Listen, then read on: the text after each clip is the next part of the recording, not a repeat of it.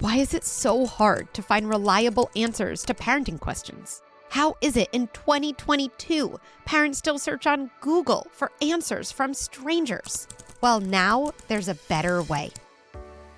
Introducing the Good Inside membership, an expert-guided, community-powered platform redefining modern parenting.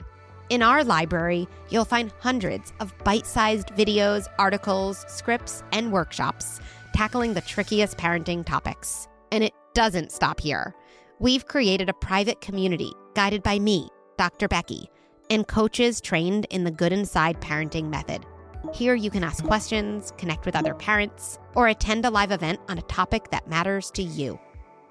This is the parenting handbook that doesn't exist. This is parenting advice at your fingertips, where you need it, when you need it the most. This is Good Inside membership. Hi, I'm Dr. Becky, and this is Good Inside. I'm a clinical psychologist and mom of 3 on a mission to rethink the way we raise our children.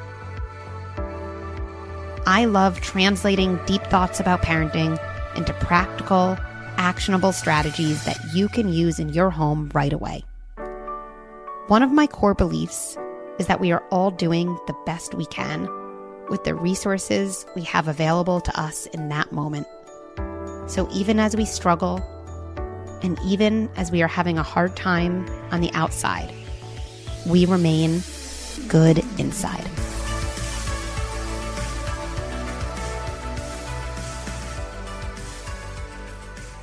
This episode is a little bit of a follow-up to a different episode, which is episode number 38, entitled She Can't Play With Us and Other Tricky Friendship Moments. Here's one of the things I love about this community. After that episode came out, many of you reached out and said, that episode was all about how to approach your child who rejects other kids. What about helping your child who is rejected by other kids? We could really use some strategies to cope with those tricky situations. Thank you for speaking up. You spoke up, you left voicemails, and now I am going to share so many different ideas and strategies about that side of peer dynamics. This truly is the best community in the world. You speak up, you tell me what you want, and as a result, we can co-create important episodes together. So with that in mind, let's jump in.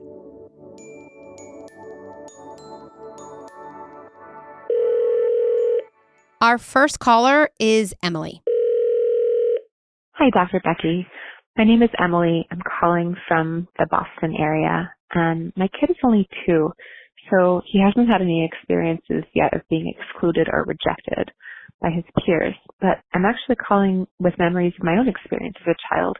We moved across the country when I was turning 8, and I was immediately rejected and excluded in my new school. But I never told my parents, and I'm pretty sure they never knew. I think at the time I was aware that they were anxious about my happiness, and I wanted to please them and make the move easier for them. So I just never told them, but I remember crying myself to sleep at night. As a parent now, I wonder, how would I find out if my kid were rejected and excluded, if they were sensitive enough to realize that that might feel like sad news to me and they didn't want to share. Thanks so much. Hi, Emily. First and foremost, I wanted to share that I am so sorry you were alone with such tough feelings.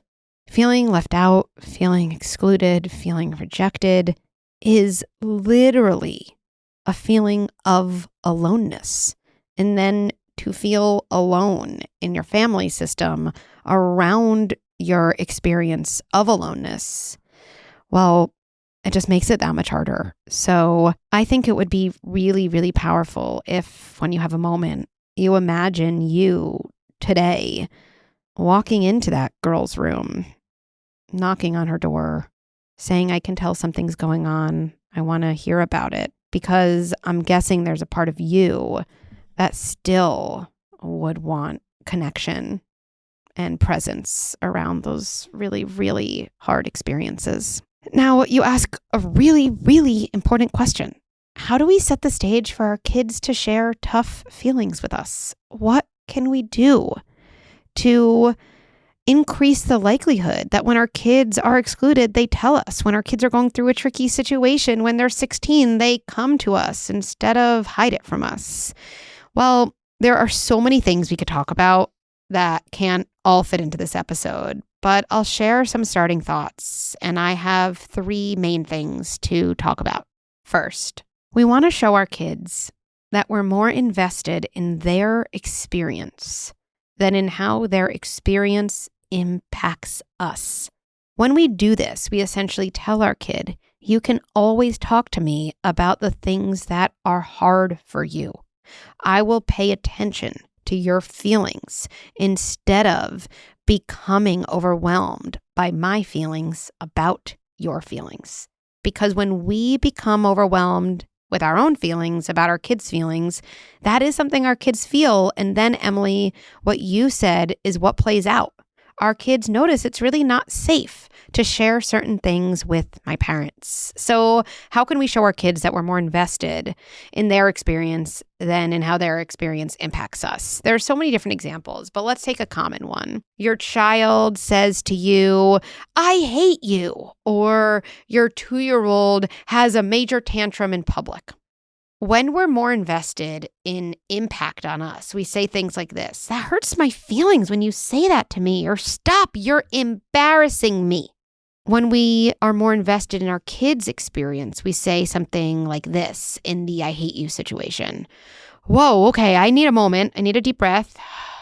Wow, you must be really upset about something to say that to me. Let's figure that out. I really care about what's happening to you.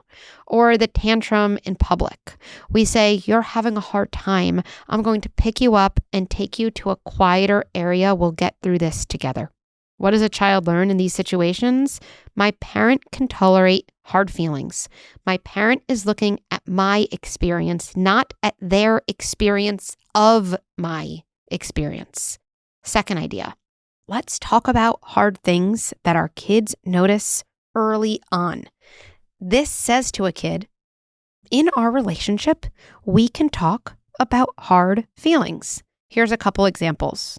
I know you overheard me and your father arguing. We were using loud voices. I'm sure that felt scary. Tell me what that was like for you. Something totally different.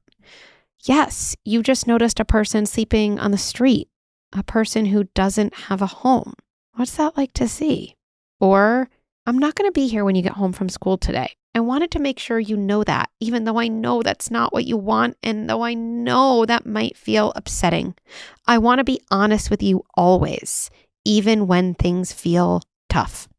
Third example. It feels silly to say that there's 3 powerful lines in parenting that help our kids feel safe talking to us, but I also kind of feel like it's true. So I want to share those lines with you. I'm going to say them and then show you how you would use them, especially as your child gets older. First line, I'm so glad you're sharing that with me. 2, you really know you feel that way. 3, tell me more. My child comes home and says, I wasn't invited to Julia's birthday party. I have no friends. Instead of, oh, I'll make you a play date that day, or you have lots of friends. I'm so glad you're sharing that with me. It's so important. My child is upset. I might say, you're really upset. You really know you feel that way. Tell me more. What these lines do is they really communicate to a child the part of you that feels upset, the part of you that gets overwhelmed, the part of you that has tough things happen. I can connect to that part. I'm interested in that part. I can tolerate those feelings, and I feel close to you when you're having those feelings. Those feelings lead to a secure attachment and connection, not to judgment or a quick solution or me distancing myself. This really sets the stage for your child as they get older to think of you as the person they connect to when they're struggling, instead of as a person that they need to avoid talking to when they're struggling.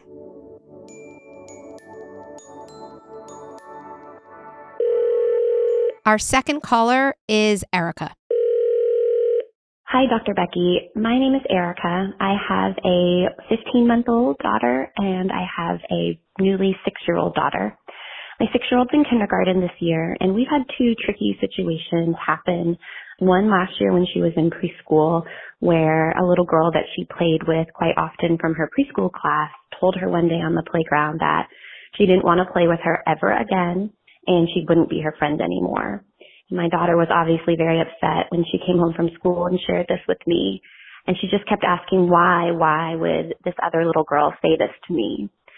I did my best to explain that maybe that little girl was having a hard day. I knew that she had a new baby brother at home and maybe that she was just feeling stressed, and I tried to explain that as best I could to my daughter. Of course, the next day they played together and everything was fine, but I still felt sort of helpless in that situation. I didn't quite know what the right thing to say was. And then this year in kindergarten, her best friend in her class told her one day that she couldn't play puppies on the playground with her and two other girls. And my daughter was confused since this is the little girl she plays with the most. And in that situation, I did my best to explain that, you know, if this little girl is friendly and kind to her most of the time, then she's probably still a great friend, and we just have to forgive people when they make a mistake and have a rough day, and that she makes mistakes too. But again, I was kind of feeling like I was digging down in the well and I couldn't quite find the right words to say. So I would love your guidance on what to say when my daughter is feeling rejected by friends, not just other kids that she doesn't play with often, but actually friends that she does play with and connect with on a regular basis. Thank you so much. Hi, Erika. First and foremost, I just want to tell you that I can hear in your voice how much you care about your daughter and how you really want to support her in all of this. And I just want to tell you how I can totally feel that from you in your voice. And that just says so much about the kind of parent you are. So to me, the first question is really, what does a child need when they feel rejected? When your child comes home and says, no one played with me at the playground. When your child comes home and says, I'm the only one not invited to the sleepover. When your child comes home and says, this person says I'm a loser. What do they need?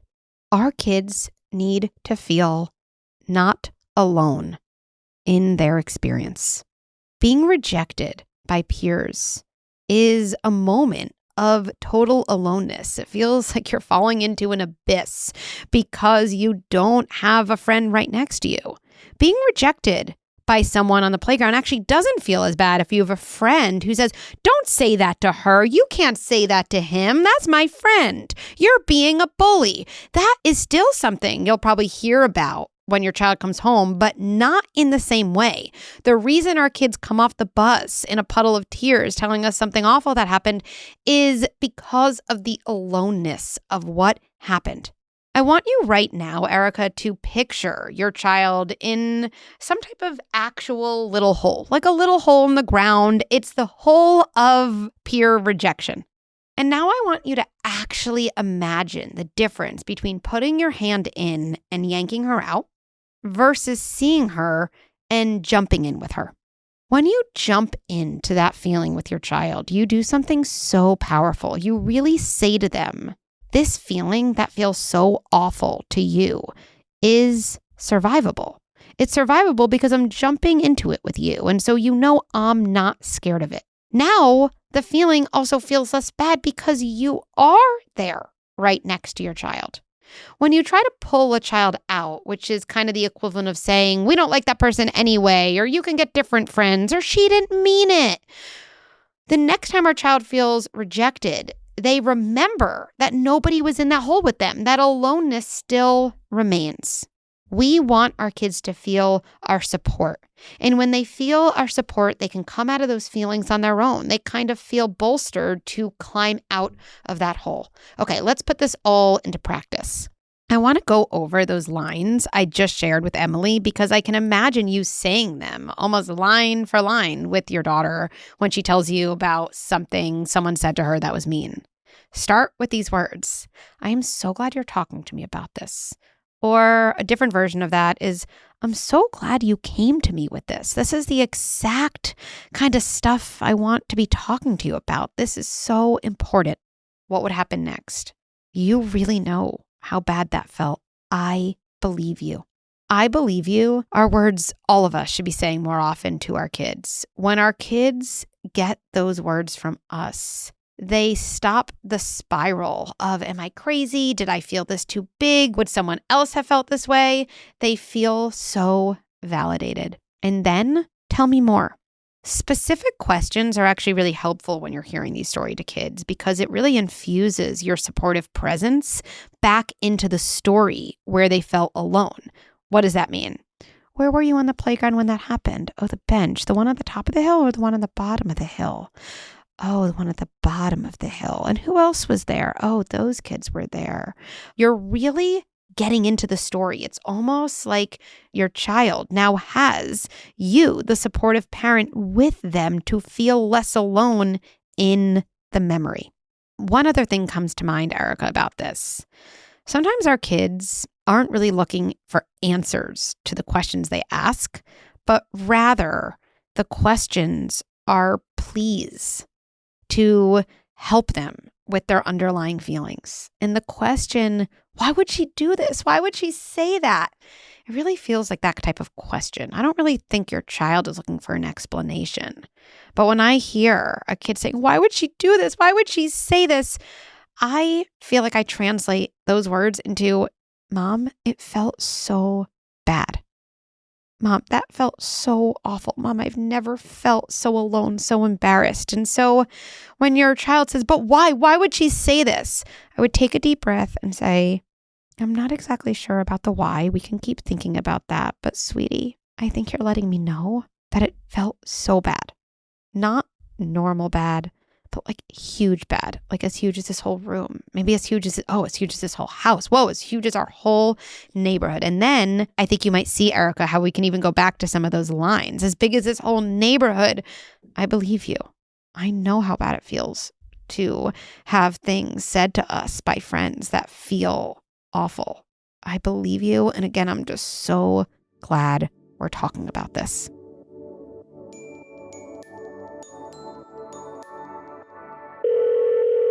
Let's hear from our final caller, Kate.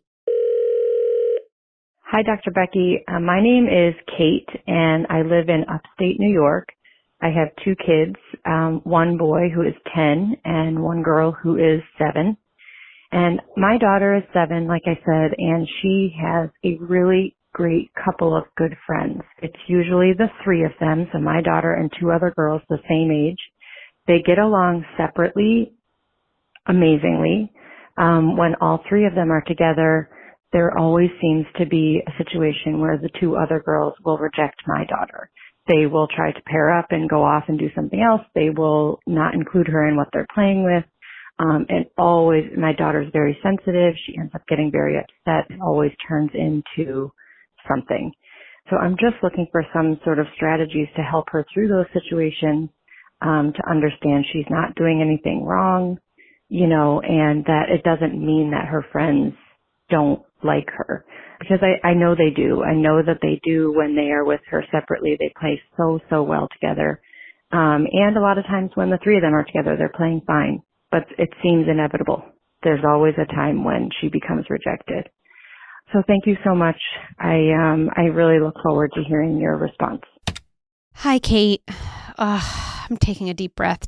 Just thinking about group dynamics, about friendship, about what it's like to have an individual friendship, what it's like to be with that friend and other friends, about the energy in a group, about the potential to feel left out in a group. I think so many of us even find these things difficult to traverse as adults. And I think a lot of us remember how hard group dynamics were as kids. So just want to start out saying, yeah, it's tricky to manage relationships in a group setting.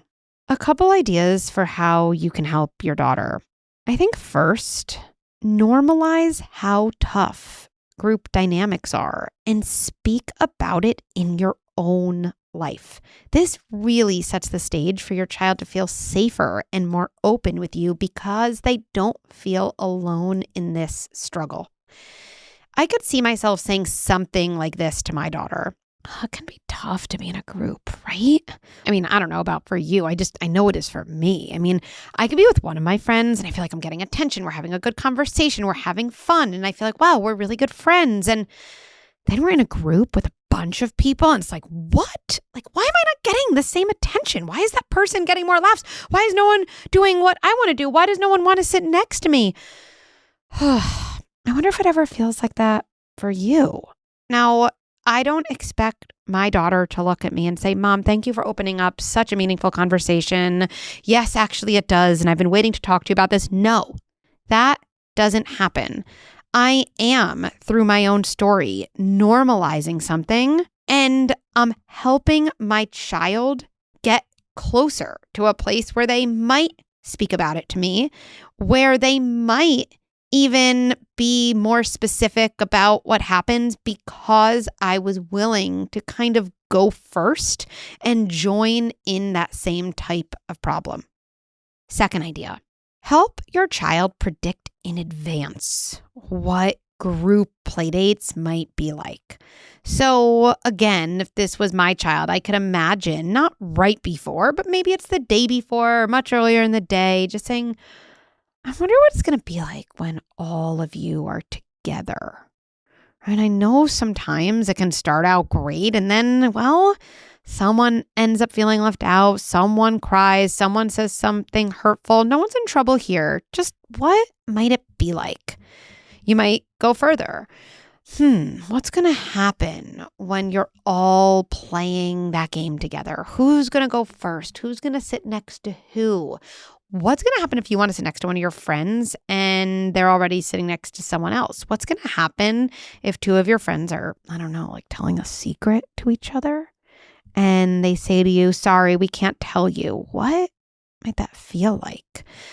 Again, by talking about these moments in advance, I'm normalizing them and I'm actually maximizing the likelihood that we can think through this together. Now, if you're thinking, okay, what if my child says it's going to feel bad? What do I do with that? Don't underestimate the power of just saying, yeah, that would feel really bad for me too. I'm glad we're thinking about this together.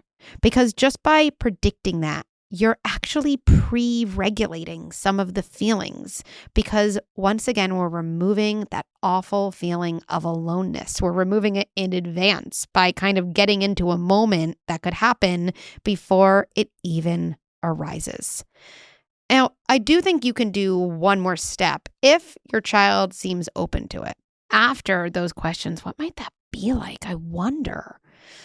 If I felt an opening, I can imagine saying, well, if they are telling a secret and say to you, we can't tell you, sorry, I wonder what you could do. Like, do you want to do something? Is there something you'd want to say? Right. And now I'm building a coping skill for a tricky peer situation because I've been willing to name what I know probably will happen. I'm doing it without judgment. I'm not blaming the other kids or my child. I'm essentially just walking through the arc of the story and pausing so me and my child can think through some coping skills. I would want to give my child the option of not saying anything. I think too often kids feel pressure, like I have to say the right thing or I have to stand up for myself. And so I could see myself saying, look, it's really hard to tell your friends you're really upset with them. I get it. It's something that's important, but it's something that takes a lot of practice. And so you don't have to say something to them. I wonder even, and this might sound a little weird, but bear with me. I wonder if there's something you could say to yourself, even if you don't say something to them, just so you can remind yourself really that you're a good person, that you're likable, that you're valuable, that you know you can talk to me about it after. I wonder if we could practice something like that. Like, I'm allowed to be upset. I'm going to talk to my mom about it later. I'm allowed to be upset. I could talk to my mom about it later. The truth is, so often when our kids are rejected, we jump to what they should say to someone else. But helping our kids build self-talk to kind of ground themselves in a moment of exclusion is a precursor to being regulated enough to have the composure to talk to a friend and stand up for themselves. So actually just focusing on that moment of essentially helping your child regain their self-worth is both going to help them get grounded and actually is that first step to being able to stand up for yourself.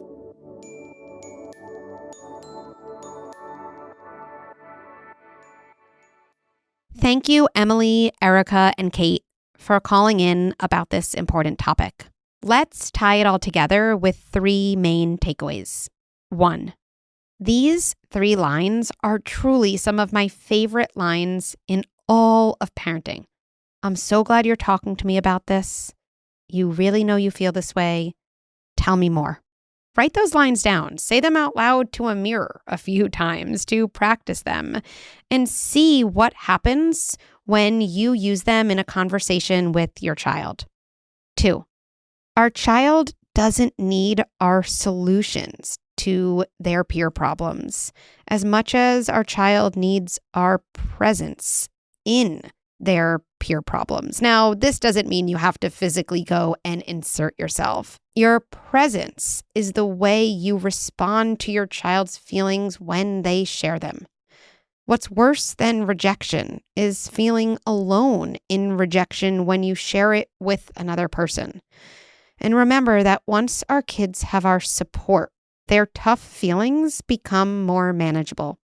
3, think more about what your child needs to learn to say to themselves when they feel excluded, and less about what your child needs to say to others, or at least focus on self-talk first. This is an often overlooked step, and it's critical for a child to regain their sense of value, of worth, before they're able to speak up to others. Thanks for listening to Good Inside. I love co-creating episodes with you based on the real-life tricky situations in your family. To share what's happening in your home, you can call 646-598-2543 or email a voice note to goodinsidepodcast@gmail.com. There are so many more strategies and tips I want to share with you. Head to goodinside.com and sign up for Good Insider, my free weekly email with scripts and strategies delivered right to your inbox. And follow me on Instagram and Facebook at Dr. Becky at Good Inside for a daily dose of parenting and self-care ideas.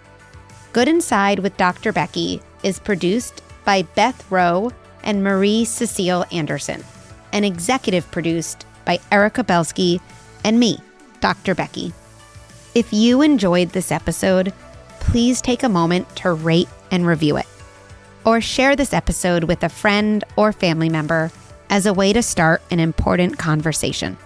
Let's end by placing our hands on our hearts and reminding ourselves, even as I struggle, and even as I have a hard time on the outside, I remain good inside.